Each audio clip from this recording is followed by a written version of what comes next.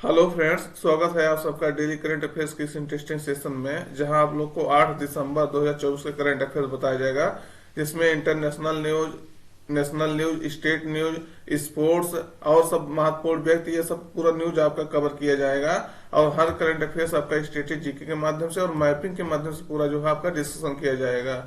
तो वीडियो जो अगर आप लास्ट तक देखेंगे तो कई सारे क्वेश्चन आपको नए मिलेंगे और कई सारे जानकारी आपको जो है ऐसा लगेगा कि हाँ, आपको जो है कुछ नया सीखने को मिला है।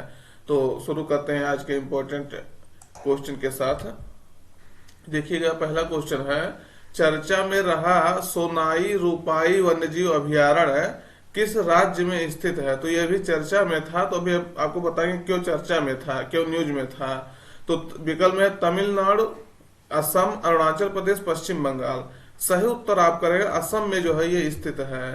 तो याद रखना है, ये जो है सोनाई रूपाई वन्यजीव अभयारण्य जो है असम में स्थित है। देखिएगा, जो आपका वन्यजीव अभयारण्य हो गया, पार्क हो गया या कोई ऐसा झील हो गया, ये सब जो न्यूज में रहता है ज्यादा करके वही पूछ रहा है।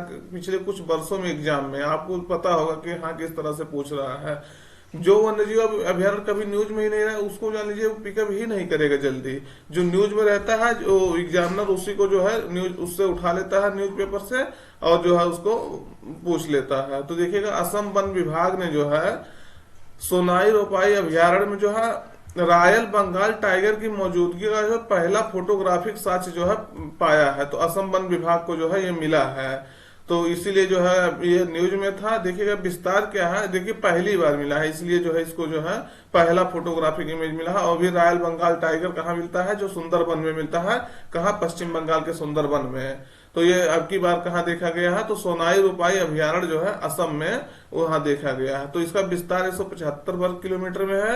1998 में जो है इसे अभयारण्य घोषित किया गया था। तो याद रखना है, ये जो है कहाँ है, सोनाई रूपाई, आपको महत्वपूर्ण क्वेश्चन हो जाएगा। तो कहाँ है, असम में है। देखिएगा, असम के कुछ राष्ट्रीय उद्यान है या नेशनल पार्क है, जैसे दायमोना हो गया, मनास हो गया, औरंग हो गया, नामेरी हो गया, काजीरंगा हो गया, डिब्रू सैखोई हो गया और देहिंग पटकई हो गया। तो ये जो है इसके नेशनल पार्क हैं। देखिएगा, असम में जो है ये कहाँ स्थित है, तो ये जो है ये पूरा आपको जो अभी बताए हैं ये है। और यही आपका जो है,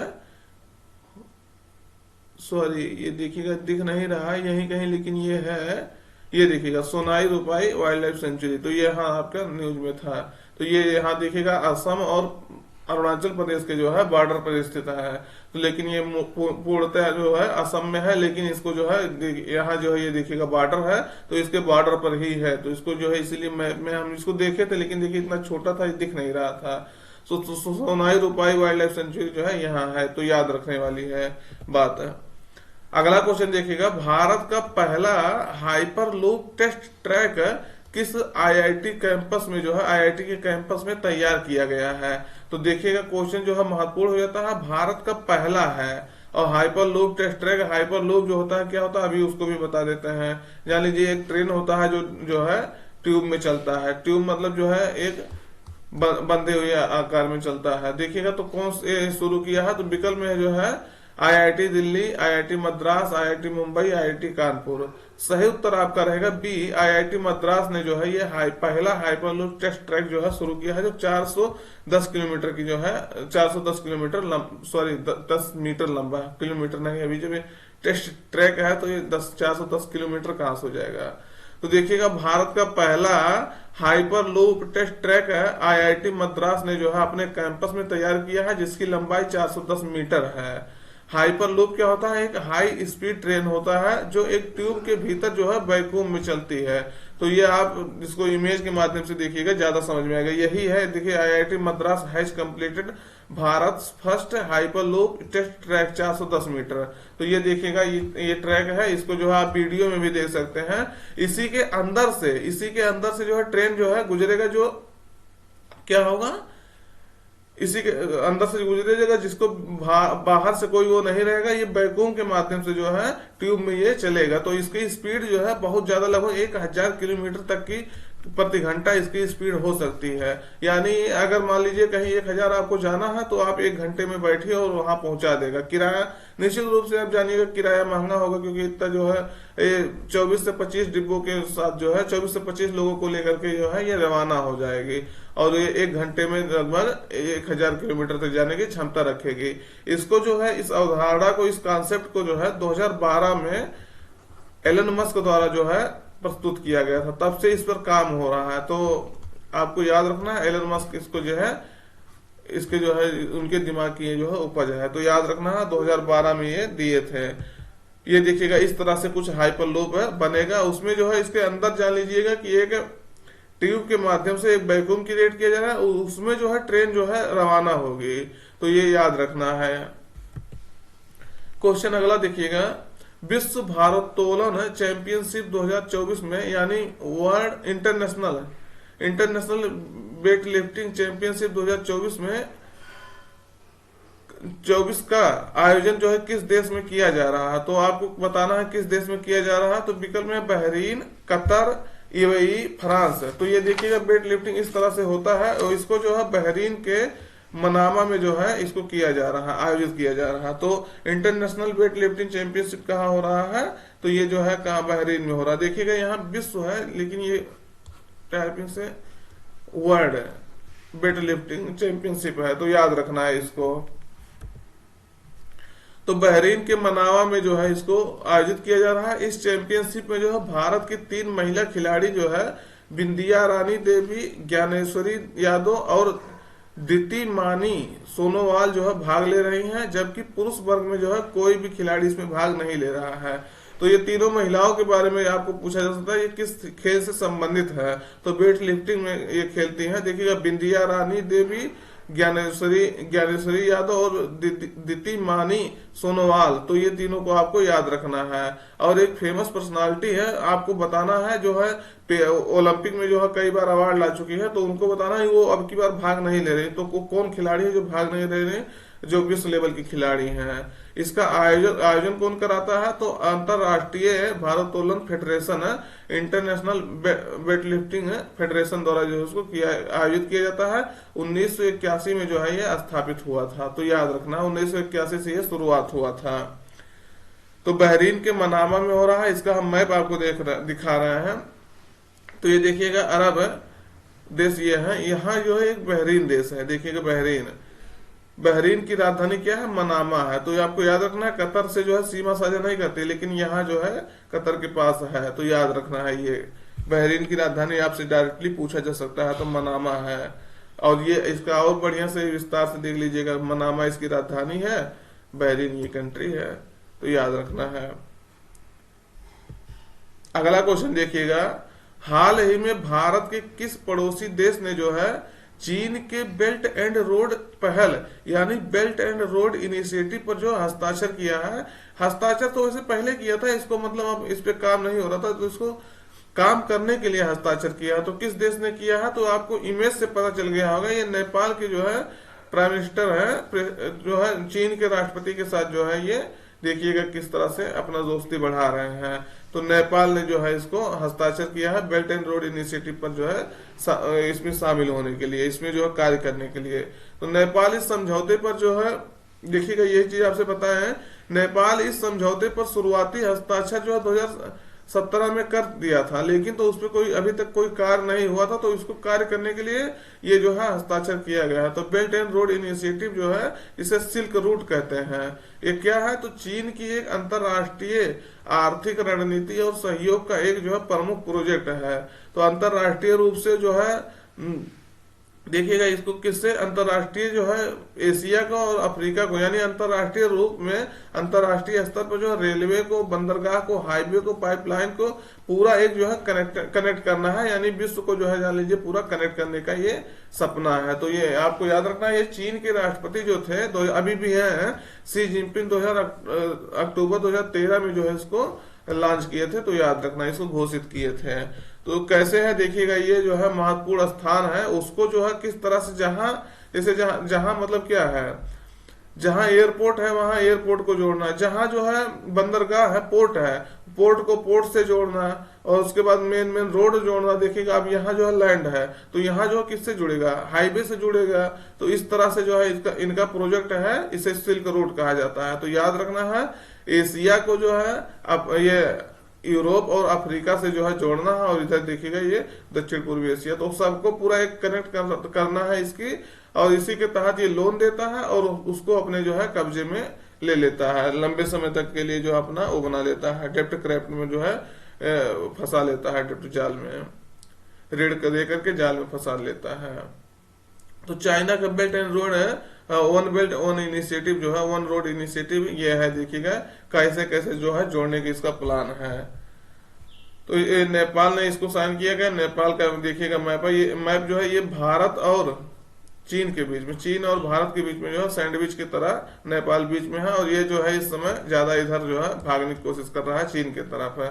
तो ये जो है हमारे लिए जो है उतना थोड़ा सा मतलब सही नहीं है, जान लीजिए दोस्त। अगर जानकारी अच्छी लग रही हो तो चैनल को सब्सक्राइब करिएगा और अपने मित्रों तक जो है जरूर पहुंचाइएगा। पढ़ाने का जो है पढ़ाने का तरीका आपको कैसा लग रहा है उसको भी बताइए, क्या कुछ सुधार किया जा सकता है तो उसको भी बता सकते हैं। निश्चित रूप से अगर कुछ बताएंगे तो उसमें सुधार करने का पूरा प्रयास किया जाएगा। अगला है, किस मंत्रालय या संस्थान ने जो है अन्न चक्र और स्कैन पोर्टल जो है लॉन्च किया है? तो किस मंत्रालय ने लॉन्च किया है? तो कृषि एवं किसान कल्याण मंत्रालय, खाद्य एवं उपभोक्ता मामलों का मंत्रालय, खाद्य प्रसंस्करण मंत्रालय, और फसाई जिसे कहते हैं food safety standard authority of India. ये आपको बताना है कब ये आया था और कब जो है, वैसे 2006 में आया था, कब ये स्थापित किया गया था? तो 2008 में इसको स्थापित किया गया था, फसाई। लेकिन ये सही उत्तर आपका ये नहीं रहेगा, ये नहीं तो कहिए कि हाँ ये बता रहे हैं तो ये सही उत्तर रहेगा। इसको जो है बी, खाद्य और उपभोक्ता मामलों के मंत्रालय द्वारा लॉन्च किया गया है। इसके मंत्री कौन है? तो प्रहलाद जोशी इसके मंत्री हैं। तो देखिए खाद्य और उपभोक्ता मामलों का मंत्रालय है जिसके मंत्री कौन है? प्रहलाद जोशी। तो उन्होंने इसको लॉन्च किया गया है। इसे जो है विश्व खाद्य कार्यक्रम, वर्ल्ड फूड प्रोग्राम और foundation for innovation and technology transfer है और आईआईटी दिल्ली के सहयोग से जो है इसको डेवलप किया गया है, विकसित किया गया है। अन्न क्या है? तो अन्न चक्र का एक ऐसा जो है उपकरण है जो राज्यों में सार्वजनिक वितरण प्रणाली यानी पब्लिक डिस्ट्रीब्यूशन सिस्टम के तहत जो खाद्यान्न की आपूर्ति श्रृंखला को जो है बेहतर करने के लिए बनाया गया है। यानी जो हम लोग सार्वजनिक वितरण प्रणाली के तहत जो राशन पहुंचाते हैं उसको पहुंचाने में जो और आसानी हो और बेहतर करने के लिए उस श्रृंखला को जो है, जो चेन बना हुआ उस चेन को वो करने के लिए, आसान करने के लिए और बेहतर करने के लिए, जिसमें जो ट्रांसपेरेंसी हो और जो हम जो चोरी छिपे जाता है इधर उधर वो सब ना हो, तो उसके लिए जो है ये लॉन्च किया गया है अन्न चक्र। उसमें क्या होगा, कईयों 100 करोड़ रुपया जो है आपका बचत होगा, लगभग 250 के आसपास करोड़ रुपया। इस सरकार का ये अनुमान है कि इतना बचने का उम्मीद है, तो इसलिए इसको लॉन्च किया गया है। सॉरी देखिएगा थोड़ा ये है।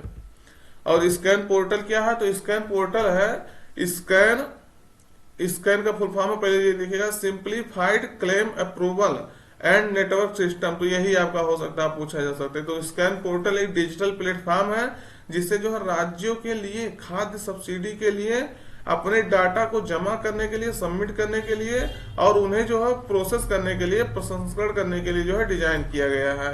तो याद रखना है इसको। ये है प्रहलाद जोशी, इनको भी आपको याद रखना है। अगला क्वेश्चन देखिएगा, पहला राज्य कौन बना है जो होटलों और सार्वजनिक स्थानों पर जो है गौमांस यानी बीफ है खाने पर प्रतिबंध लगा दिया है, यानी बैन कर दिया है? तो कौन सा राज्य बना है? तो असम राज्य ऐसा करने वाला जो है पहला राज्य बन गया है जो बीफ को पूर्ण रूप से प्रतिबंध कर दिया है। तो असम के सीएम जो है, चीफ मिनिस्टर मुख्यमंत्री हेमंत बिस्वा शर्मा है, आप सब जानते होंगे। और ये जो है थोड़ा कभी कभी अपने विवादित बयानों के कारण जो है कई बार न्यूज में रहते हैं। और इन्होंने जो है होटलों, रेस्तराओं और जो है सार्वजनिक स्थानों पर गौमांस से परोसने और खाने पर जो है पूर्ण प्रतिबंध जो है लगाने की घोषणा किया है। इसमें कौन सा जो है अधिनियम संशोधित होगा? तो असम मवेशी संरक्षण अधिनियम 2021 में जो है संशोधन किया जाएगा। तो याद रखना है आपको। ये है हेमंत बिस्वा शर्मा, इनको आप देखे होंगे कई बार न्यूज में। तो असम है ये, असम में सरकार ने जो है ऐसा किया है। असम की राजधानी दिसपुर है, गुवाहाटी इसका बड़ा शहर है, ना कि इसका जो है राजधानी है। तो ये भी याद रखना है। भूटान से अपना सीमा साझा करता है, बांग्लादेश से करता है, और जो किससे करता है, चीन से सीमा साझा करता है। क्या करता है चीन से सीमा साझा? तो नहीं करता है चीन से सीमा साझा, क्योंकि जो है इधर अरुणाचल प्रदेश ऊपर हो गया और इधर जो है इधर इधर भी अरुणाचल प्रदेश है, तो चीन से सीमा साझा कहाँ करेगा? तो आपको ये याद रखना है, ये अरुणाचल प्रदेश से चीन सीमा साझा करता है। और म्यांमार से भी सीमा साझा नहीं करता, क्योंकि इधर जो है अरुणाचल प्रदेश है, नागालैंड है, मणिपुर है, तो ये जो है इससे सीमा साझा नहीं करता। बांग्लादेश और भूटान से केवल करता है, तो याद रखना है। अगला देखिएगा, एशिया और प्रशांत क्षेत्र के लिए जो अंतरराष्ट्रीय सामाजिक सुरक्षा संघ है, जिसे IISSA कहा जाता है, इस गुड प्रैक्टिस अवार्ड 2024 किस देश ने जो है जीता है? तो अपने देश, प्यारे देश भारत ने जो है इसको जीता है, तो याद रखना है। देखिएगा इसके बारे में, इसका IISSA का फुल फॉर्म है इंटरनेशनल सोशल सिक्योरिटी एसोसिएशन। 1927 में स्थापित किया गया था, जेनेवा स्विट्जरलैंड में इसका हेडक्वार्टर है। इस संगठन से जो है राष्ट्रीय सामाजिक सुरक्षा एजेंसियां जो है जुड़ी होती हैं, तो इससे जो है इसको अवार्ड दिया जाता है, जो है एजेंसी सही काम करती है उसके लिए। और यह पुरस्कार भारत को जो है EPFO की अभिनव गतिविधियों के जो है लिए दिया गया है, तो याद रखना है। EPFO की जो है अभिनव गतिविधियां है, उसके कारण से इसको जो है दिया गया है। अगला देखिएगा, भारत ने जो है किस देश से MH-60R इस नाम का जो है, आप इस नाम से डायरेक्टली पूछा जा सकता है ये क्या है? तो MH-60R क्या है? बहुउद्देशीय हेलीकॉप्टर है। तो किसे इससे जो है समझौता किया गया खरीदने के लिए, तो किस देश से समझौता किया गया है? तो अमेरिका के, USA संयुक्त अरब अमीरात के जो है, सॉरी यूनाइटेड स्टेट अमेरिका के, यानी संयुक्त राज्य अमेरिका के जो है, अमेरिका से ये समझौता किया गया है। देखिएगा, संयुक्त अरब अमीरात और संयुक्त राज्य अमेरिका दोनों में थोड़ा सा जो है वो मिलता जुलता है, इसलिए जो है उसको निकल रहा था मुंह से। तो संयुक्त राज्य अमेरिका ने जो है भारत को MH-60R Seahawk हेलीकॉप्टरों के जो है लिए उन्नत उपकरणों की जो है $1.17 बिलियन की जो है बिक्री को मंजूरी दे दी है। तो $1.17 बिलियन की इसको मंजूरी दिया गया है। तो देखिएगा, मंजूरी दी गई है, जिससे जो है देश की पनडुब्बी रोधी युद्ध और समुद्री क्षमताओं में जो है वृद्धि होगी। यह सौदा भारत के रक्षा आधुनिकीकरण प्रयासों के साथ संरेखित है, जो हिंद प्रशांत क्षेत्र में जो उसके नौसैनिक अभियानों को जो है मजबूत करेगा और उसको जो है नई दिशा देगा। तो MH-60R क्या है? तो ये हेलीकॉप्टर है, मल्टी हेलीकॉप्टर है, तो इसको याद रखना है। और किस देश से भारत जो है खरीदेगा? तो अमेरिका से $1.17 बिलियन की जो है बिक्री समझौते को मंजूरी दिया गया है। तो ये देखिएगा, ये है MH-60R, तो ये याद रखना है, मिलिट्री का है। अगला देखिएगा, गूगल जो है भारत के किस शहर में अपना पहला सुरक्षा इंजीनियरिंग केंद्र, सेफ्टी इंजीनियरिंग सेंटर जो है स्थापित करेगा? तो किस शहर में स्थापित करेगा? तो सही उत्तर आप करेगा हैदराबाद में इसको जो है स्थापित किया गया है, तेलंगाना की राजधानी हैदराबाद में। तो याद रखना है, गूगल का यह पहला इंजीनियरिंग केंद्र एक जो है विशेष अंतर्राष्ट्रीय साइबर सुरक्षा केंद्र है। यह केंद्र जो है उन्नत सुरक्षा और ऑनलाइन सुरक्षा उत्पादों को जो है विकसित करने में जो है महत्वपूर्ण भूमिका निभाएगा। तो कौन किया? आपसे डायरेक्टली पूछा जा सकता है कि देखिएगा, ये किस शहर में जो है कौन सी कंपनी जो है हैदराबाद में अपना सुरक्षा इंजीनियरिंग केंद्र जो है पहली बार खोला है? तो किसने खोला है? गूगल ने। ये क्वेश्चन जो इस तरह से भी पूछा जा सकता है। तो आज का सेशन यहीं तक होता है, संडे है, वीडियो ऐसे रोज जितना ही हो गया है, जितना रोज होता है वैसे आप लोग पढ़ते रहिए। और सेशन कैसा लगा कमेंट करके बताइएगा। अगर सेशन पसंद आ रहा हो तो लाइक कर लीजिएगा, अपने मित्रों तक पहुंचा दीजिएगा और सब्सक्राइब कर लीजिएगा चैनल को, जिससे जो है आपको नई नई जानकारी मिल